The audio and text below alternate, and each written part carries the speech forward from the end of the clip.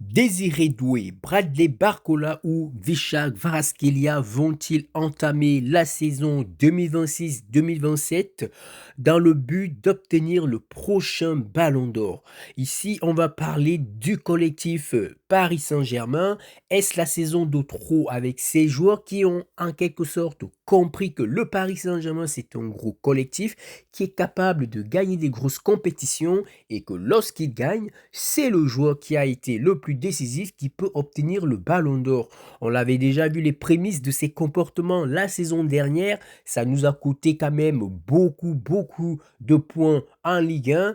La preuve, un joueur comme Bradley Barcola était meilleur passeur décisif de la Ligue 1 l'année 2024-2025 et pourtant la saison dernière, il n'a même pas réussi à faire plus de 5 passes décisives en Ligue 1 et pourtant c'est le joueur qui avait joué le plus de matchs. Des situations pour faire la passe, il en avait toujours, mais on le sentait, on le voyait. Barcola voulait mettre ce petit but, mais comme il a des problèmes de finition, ça manquait et du coup ça a créé de la frustration. Pareil pour Désiré Doué, on a même eu la sortie médiatique de Ousmane Dembélé pour mettre en avant le collectif en disant que si on veut continuer à gagner, il va falloir mettre le collectif en avant. Ça a créé un électrochoc dans le vestiaire et donc ça avait changé des choses. Kvaratskhelia sait qu'on n'est pas dans une année de Coupe du Monde ou d'Euro. La seule possibilité pour lui de pouvoir remporter le Ballon d'Or, c'est dans ce genre de saison. Va-t-il être plus individualiste que collectif? On voyait déjà un peu les prémices de son individualité la saison dernière aussi. Bref, on va essayer de parler de tout cela dans cette vidéo. Bonjour à tous les amis, j'espère que vous allez bien. La saison 2026-2027 se profile, bientôt la finale de la Super Coupe d'Europe.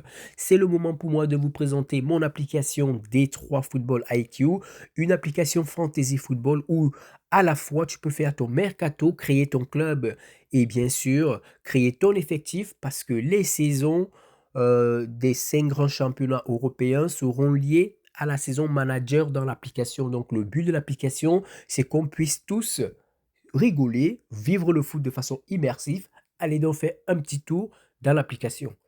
Donc comme je l'ai dit en début de vidéo, certains joueurs, notamment ce trio, Barcola, Doué et Kvaratskhelia, ont fait preuve de beaucoup d'individualisme. La saison dernière, ça a vraiment failli coûter la Ligue 1 au Paris Saint-Germain jusqu'à la sortie médiatique de Dembélé et même de Vitinha. Et j'ai peur que cette saison, vu qu'on est dans une saison où il n'y a pas d'euro à la fin, Kvaratskhelia ou même Doué peuvent se dire que c'est mon moment. Oui, d'une part, ça peut avoir son côté positif. On peut avoir des joueurs revanchards, mais le problème aussi, c'est que on peut avoir des joueurs qui vont continuer encore à faire des mauvais choix et dans certaines situations, un bon choix, faire la passe, assurer le but est toujours beaucoup mieux que de mettre ce but. Et c'est là où l'altruisme de Dembélé est inégalable en fait parmi tous les joueurs offensifs du Paris Saint-Germain. Dembélé qui a joué peu de matchs en Ligue 1 est le meilleur passeur décisif du Paris Saint-Germain en Ligue 1. Lui qui a joué peu de matchs en Ligue 1, c'est le meilleur buteur du Paris Saint-Germain en Ligue 1. Donc on voit très bien que ces joueurs, Barcola, Doué ou Kvaratskhelia, auraient pu en fait vraiment être beaucoup plus en avant en Ligue 1 par rapport à Dembélé. Mais des choix discutables, c'est pour ça que pour moi, les gens qui disent que Kvaratskhelia a fait une meilleure saison 2025-2026 que Dembélé n'ont vraiment pas regardé toute la saison du Paris Saint-Germain et se sont contentés juste de regarder la Ligue des Champions et surtout les phases finales de la Ligue des Champions. Parce que de ces trois attaquants, Barcola, Doué, Kvaratskhelia, aucun d'eux n'est dans l'équipe type de Ligue 1 de la saison dernière et ça c'est problématique parce que d'habitude le Paris Saint-Germain en attaque met souvent au moins deux joueurs. Parfois même l'attaque de l'équipe type de Ligue 1, c'est souvent composé que des joueurs du Paris Saint-Germain. Ça montre en fait qu'en Ligue 1, la saison dernière, ces joueurs, ils ont eu des opportunités, mais ils ont fait pour la plupart des cas des mauvais choix. Le tir forcé, refus de faire la passe au coéquipier qui est bien placé. Je pense que c'était même la sortie médiatique de Vitinha qui disait que parfois c'est mieux de faire la passe au coéquipier qui est mieux placé. Et beaucoup de gens avaient critiqué Dembélé lorsqu'il avait fait sa sortie médiatique la saison dernière. Et les gens ont cru qu'il ne s'agressait qu'à Désiré Doué. Mais pourtant, moi, je pensais qu'il parlait vraiment à tout l'effectif en disant que les gars, si on veut continuer de gagner, si on veut gagner, il va falloir qu'on joue tous collectif. Donc ça avait changé quelque chose. Et ça va être une nouvelle saison. On verra déjà dès la Super Coupe d'Europe. Déjà même quand j'ai revu hier nuit le match, le résumé du match Super Coupe d'Europe contre Tottenham, il y a certains choix de Kvaratskhelia que j'avais pas compris et ça sautait déjà aux yeux que le gars voulait être, tu vois, la tête d'affiche. Et donc avec son titre de meilleur joueur de la précédente Ligue des Champions, est-ce qu'il ne va pas trop en faire?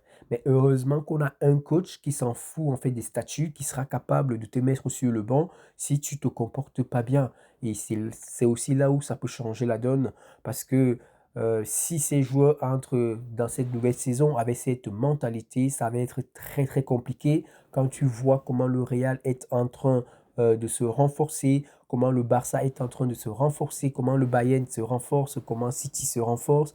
On se dit quand même que nous, on perd des joueurs, on ne se renforce pas jusque-là, mais il va falloir que notre collectif qui a toujours fait notre force soit toujours dans la même direction, voit toujours les choses de la même façon. On ne sait pas qui sera le Ballon d'Or 2026 et si Dembélé est à nouveau Ballon d'Or, parce que ouais, bien sûr qu'il peut être un nouveau Ballon d'Or, je ne sais pas comment ça va être pris dans le vestiaire et, et vraiment, j'ai peur. C'est pour ça que dans la prochaine vidéo, je vais faire la vidéo, je vais poser la question de savoir le Paris Saint-Germain doit-il se séparer de Bradley Barcola ou pas? Parce que moi, je me dis, j'ai eu cette réflexion, si tu ajoutes un nouveau joueur dans ce trio, lui, parce qu'il sera nouveau, sera beaucoup plus altruiste. Il ne pourra pas arriver et se dire, oui, moi aussi je vais batailler directement pour le Ballon d'Or. C'est pour ça que Yann Diomandé, je ne le voulais pas au Paris Saint-Germain, parce que son interview où il disait que oui, il veut venir au Paris Saint-Germain pour gagner le Ballon d'Or, on ne veut plus des gens qui ont cette réflexion-là. Neymar l'avait avant d'arriver au Paris Saint-Germain, Mbappé l'avait, ça n'a rien donné, au contraire, ça a donné des problèmes extrasportifs. Donc, je suis très très content qu'on s'est éloigné du dossier Yann Diomandé parce que j'avais pas compris cette sortie médiatique. Tu sors d'une saison en Ligue 2, tu fais une bonne saison et donc où tu parles de Ballon d'Or parce que tu vois que le Paris Saint-Germain c'est possible de le gagner. Tu ne le dis pas, tu arrives, tu fais ton taf. Et donc j'espère vraiment que des joueurs comme Vara, Doué vont vraiment garder leur lucidité parce que même en Coupe du Monde, tu sentais Doué parce qu'on le sait, Doué, c'est un joueur qui a beaucoup le syndrome du personnage principal et du coup, même en Coupe du Monde, il a coûté des actions à l'équipe de France.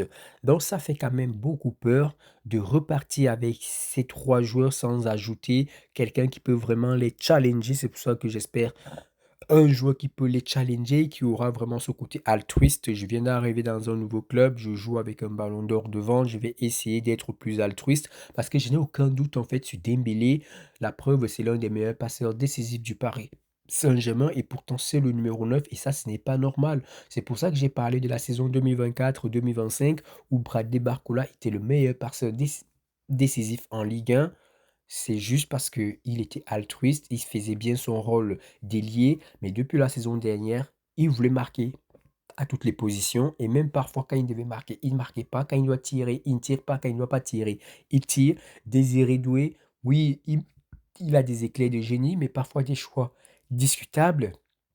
Et Kvaratskhelia, pareil, c'est des joueurs qui peuvent te faire un exploit incroyable et la minute d'après, au lieu de faire le bon choix, décide de continuer d'être soliste. Donc, est-ce que ça ne va pas casser la dynamique dans le vestiaire, dans le collectif? Je ne sais pas, mais j'ai quand même peur. Dites-moi ce que vous en pensez en commentaire, les amis. Merci.